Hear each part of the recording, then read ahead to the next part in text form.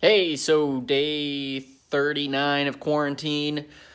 Um, yeah, so I really thought I was just gonna do that one beer review before, but that last video that I put out is just blown up. I've gotten 2 YouTube comments and 20 views, so yeah, I guess this is like what I do now for a living. Here we go.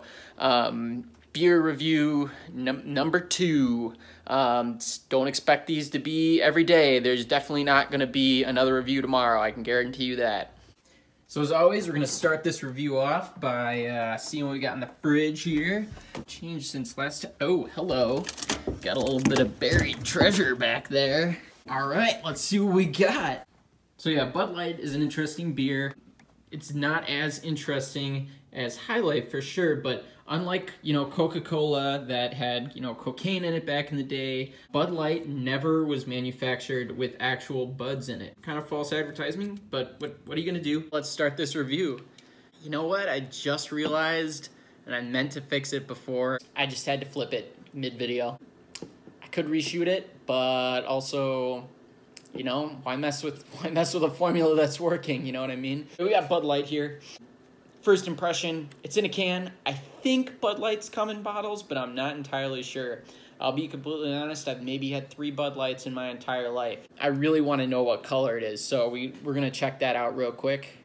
So in beer reviews, we officially use tall shot glasses when we're evaluating taste and color. I just found that out when I looked in the cabinet and saw that we only really had these. Everything else was dirty. First impressions. Kind of looks like champagne, which a little off-putting to me because I reviewed the champagne of beers 2 days ago. So I don't really know what's in store for me here. So let's give it a tester here.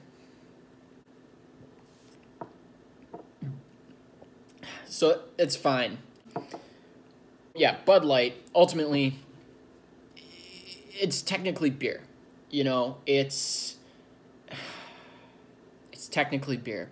And this is my big issue with pretty much every single light beer is, are you here to drink beer or are you here to drink water? And unfortunately, Bud Light does neither. So, who's the target audience? Like, who's drinking Bud Light? And as I thought back to it, not a lot of people I hang out with now drink Bud Light. When did I see a lot of people drink Bud Light?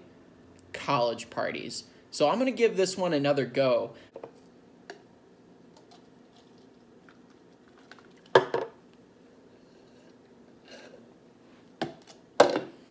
It flips. So yeah, Bud Light.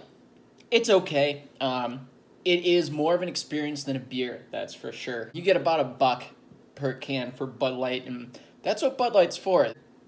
This is your pregame beer. This is your drinking game beer. This is kind of it's your all-terrain. This is an all-terrain beer. That's for sure. You definitely don't want to stake your identity on this bad boy. But when you're in a pinch, you need a brew. Bud Light's gonna be there for you.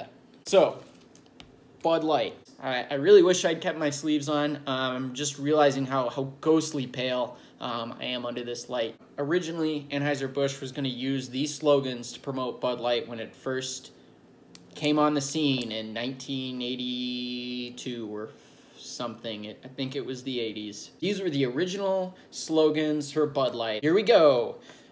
Bud Light, the beer for buds. Bud Light, it takes 3 to feel it. Bud Light, baby's first beer. Bud Light, the back road of beers. Bud Light, your dad's White Claw. Bud Light, half the taste, same great hangover. Bud Light, when you've got nothing better to do.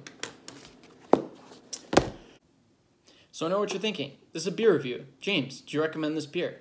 Yes, I can recommend this beer. I recommend this beer, and I especially recommend the experience that hopefully comes along with it.